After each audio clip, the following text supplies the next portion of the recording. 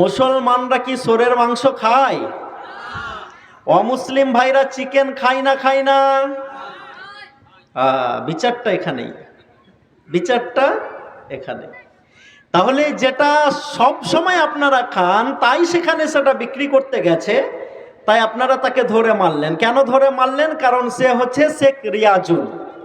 এবং আমি খবরে দেখলাম রিয়াজুলকে কলকাতা ছেড়ে গ্রামের বাড়ি চলে যেতে হয়েছে নিজের জীবন বাঁচানোর জন্য, যে পরে যদি আবার আক্রমণ হয়। যারা এই রিয়াজুলের ওপরে মারণ দমন করে একটা জাতিকে মেসেজ দিতে চাইছো, বিশেষ করে মুসলিমদেরকে মেসেজ দিতে চাইছেন, তাদেরকে আমরা বলতে চাই যে আমাদের কাছে এর থেকেও কড়া কঠিন মেসেজ আছে, কিন্তু আমরা দবি নাই। নারে তাকবীর। আপনারা কিসের ভয় আমাদেরকে দেখাতে চাইছেন? যখন ঘৃণা দিয়ে দিয়ে আপনারা পুরো ভারত সহ পৃথিবীকে ভরে দেবেন, তখনও আমরা বিশ্বনবী মুহাম্মদ রাসূলুল্লাহ সাল্লাল্লাহু আলাইহি সাল্লামের দেখানো পথে ভালোবাসা দিয়ে দিয়ে আপনাদেরকে ভরে দেব ইনশাআল্লাহ। বলতে পারি না? পারি না? পারি না? পারি না? পারি। মদিনার বাজারে বাজার বসেছে, মিডিলে রাস্তা, দুই পারে দোকানদার,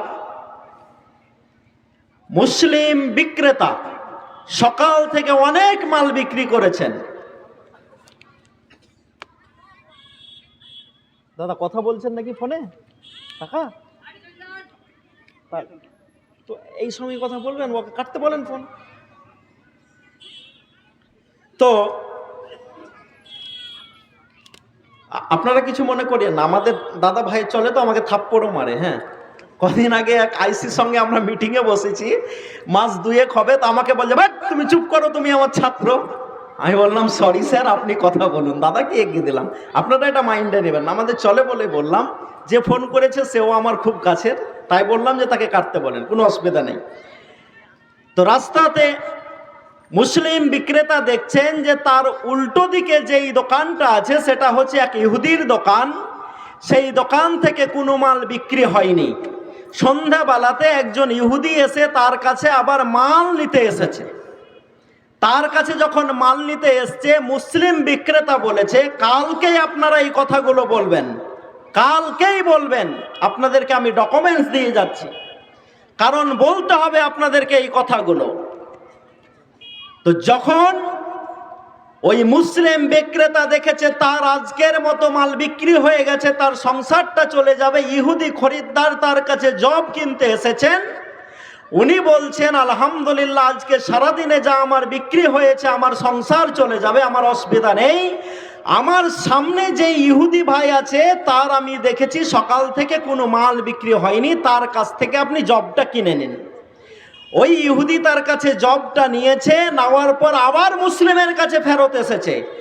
আসার পর বলেছেন যে জব তো তার কাছ থেকে আমি কিনে নিলাম, কিন্তু কোন আদর্শের উপরে ভিত্তি করে আপনি আপনার খরিদ্দারকে তার কাছে পাঠিয়েছেন সেই জিনিসটা আমার কাছে বিক্রি করুন। সেটা হচ্ছে লা ইলাহা ইল্লাল্লাহ মুহাম্মাদুর রাসূলুল্লাহ। সেই ইহুদি আর স্থির থাকতে পারেনি, সে কালেমা পড়ে মুসলিম হয়ে গেছে। নারে তাকবীর।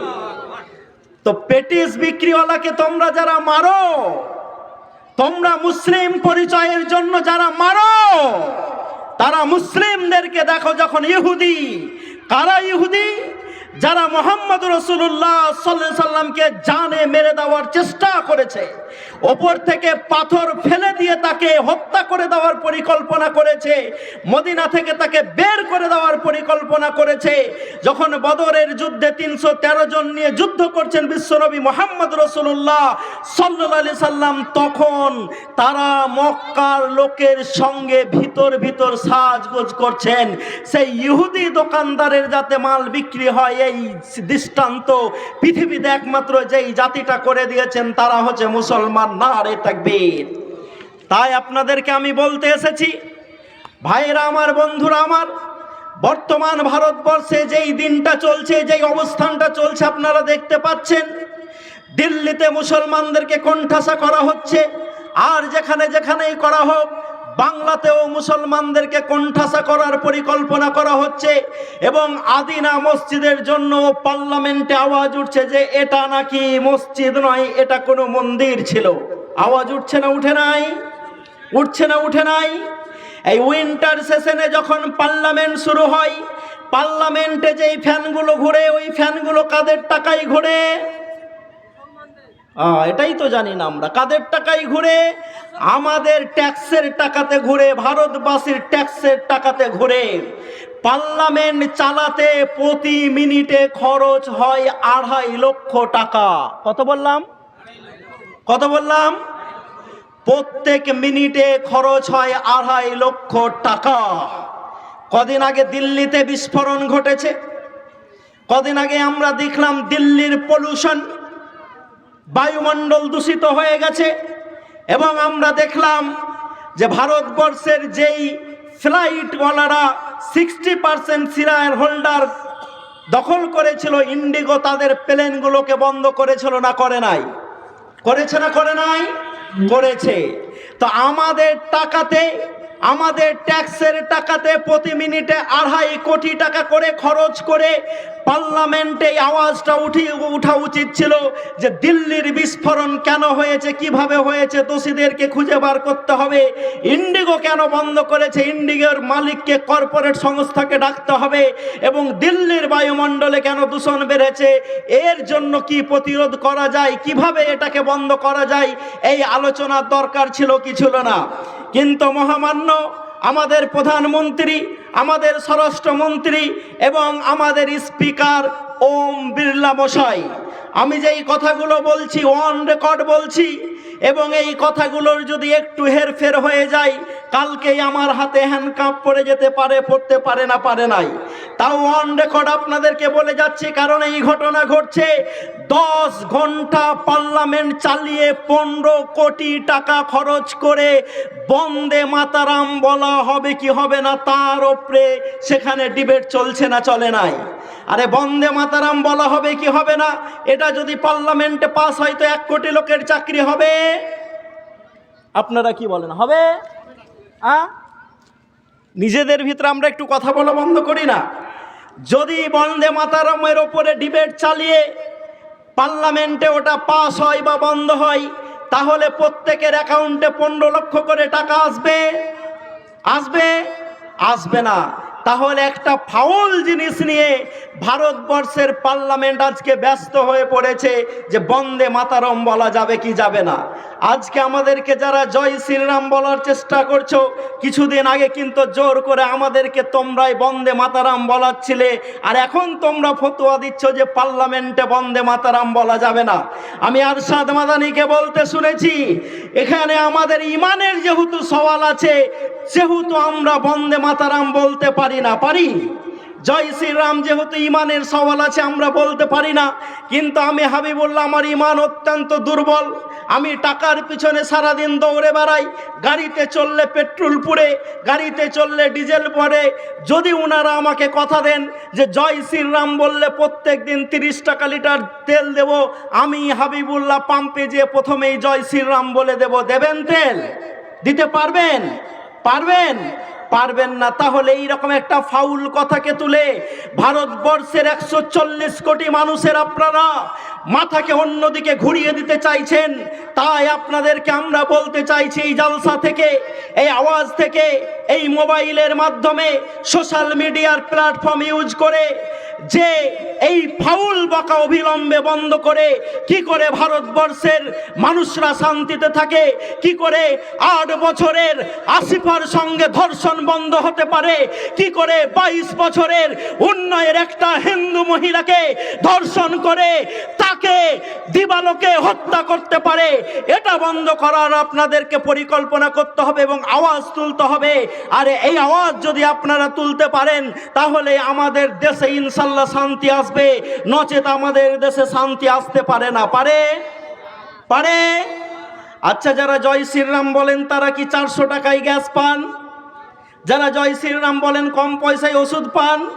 যারা জয় শ্রীরাম বলেন তারা 106 টাকার পেট্রোল 40 টাকাতে পান? পান না। আপনাদেরকে কি আজকে কেউ খবর দিয়েছে যে আমার হিন্দু ভাইয়েরা রাজস্থানে একে অপরের সঙ্গে মারামারি মার্ডার করাকরি শুরু করে দিয়েছে? দিয়েছে খবর? দিয়েছে? এই তো অনেকেই জানেন। খবরটা যদিও ন্যাশনাল চ্যানেলে আসেনি, আজকে তারাই মারামারি করছে। আমি তো বড় বড় সভা থেকে বলেছি, হিন্দু মুসলমান ততক্ষণ ভারতে হবে যতক্ষণ মুসলমানরা আছে। মুসলমানরা যদি চুপ হয়ে যায়, ভারতে আর হিন্দু ভাই ভাই থাকবে না। তারা ব্রাহ্মণ, ক্ষত্রিয়, বৈষ্ণব এতে পরিণত হয়ে যাবে। তখন ব্রাহ্মণরা পায়ের ওপরে পা দিয়ে বলবে যে আমরা তো ভগবান আমাদেরকে উচ্চ জায়গা থেকে সৃষ্টি করেছেন, সুতরাং আগে যে এইরকম সিস্টেম ছিল ওই সিস্টেমে ভারত চলবে।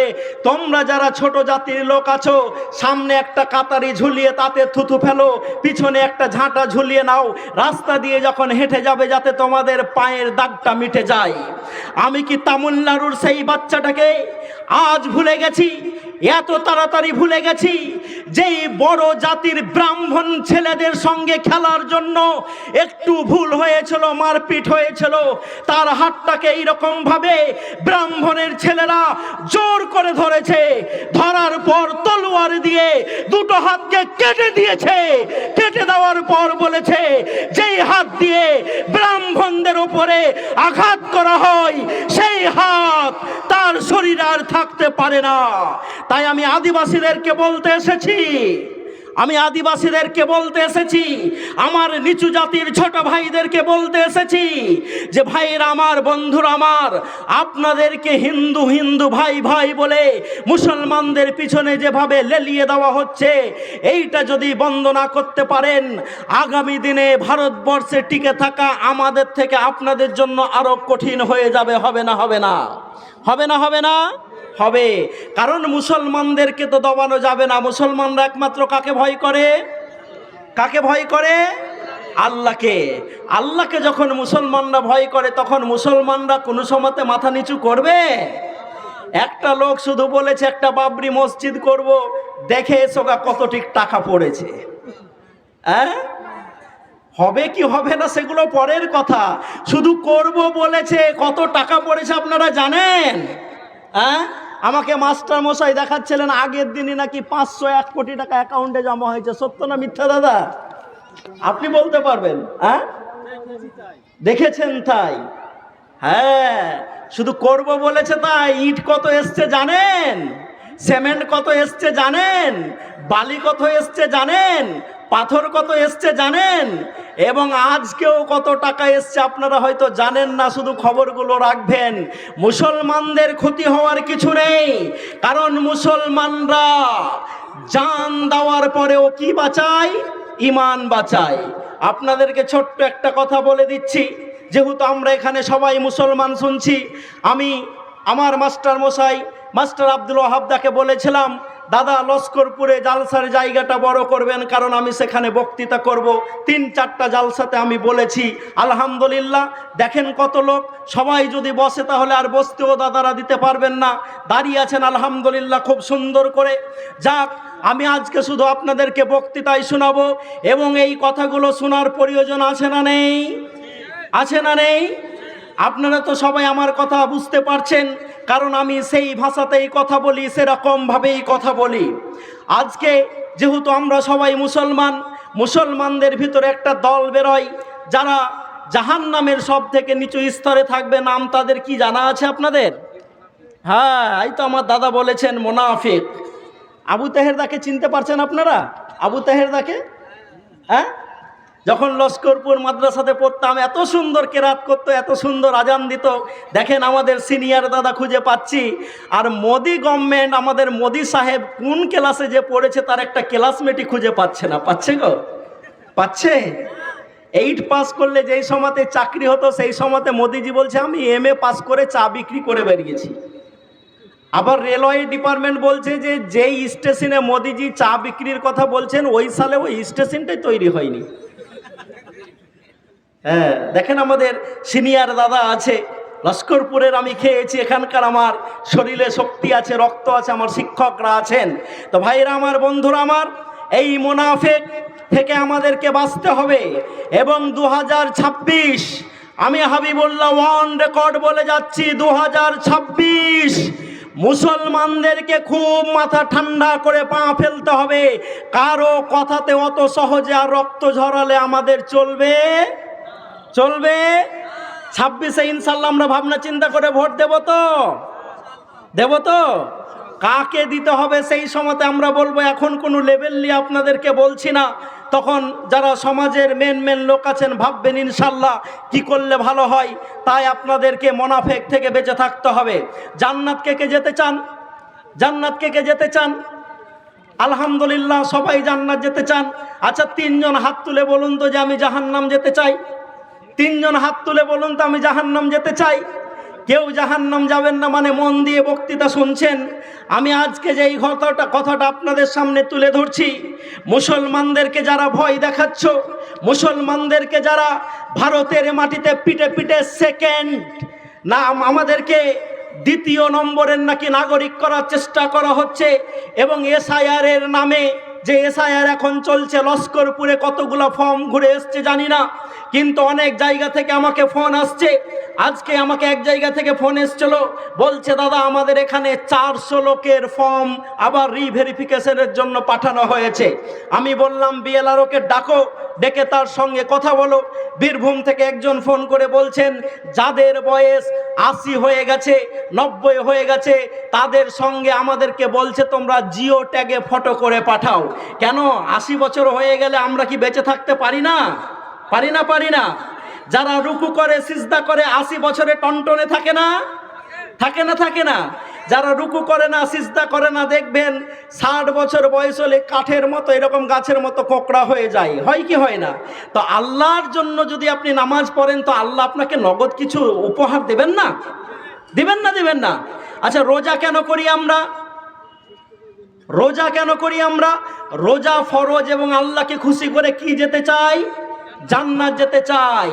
জান্নাত তো মরার পরে যাবেন। আল্লাহ বলছেন তোমাদেরকে টাটকা কিছু উপহার আমি দিচ্ছি রোজা করার জন্য। সেটা হচ্ছে এই, যদি রোজা করো তোমাদেরকে ক্যান্সার হবে না। নারে তাকবীর। তাহলে এটা নগদ টাটকা লাভ হলো না? যদি নামাজ পড়ো কি হবে? বলে পৃথিবীতে শুধু একটা অবস্থাতে হার্ট থেকে মস্তিষ্কটা নিচে হয়, কখন জানেন? যখন সিজদা করা হয়। যখন সিজদা করে হার্ট থেকে মস্তিষ্কটা তখন নিচে হয়ে যায়। সুবহানা রব্বি ইয়াল আলা। আমরা আল্লাহকে ডেকে বলি, আল্লাহ বলেছেন বান্দা খুব সুন্দর কথা বলছো, নেকি তো আমি দিব, টাটকা কিছু লাভ নিয়ে যাও। তোমাদের ব্রেনের প্রত্যেকটা নার্ভে আমি আল্লাহ যখন সিজদাতে যাও তখন রক্ত পৌঁছানোর ব্যবস্থা করে দিই। নারে তাকবীর। যদি জাকাত দাও কি হবে? নেকি তো হবে, ওটা তো পরে হবে, মরার পরে পাবে। জিন্দাতে শুনে রাখো, যদি যাকাত দাও তাহলে গরিব কেউ থাকবে না। নারে তাকবীর। সৌদি আরবে জাকাত নেওয়ার লোক খুঁজে পায়? দুবাইয়ে জাকাত নেওয়ার লোক খুঁজে পাওয়া যায়?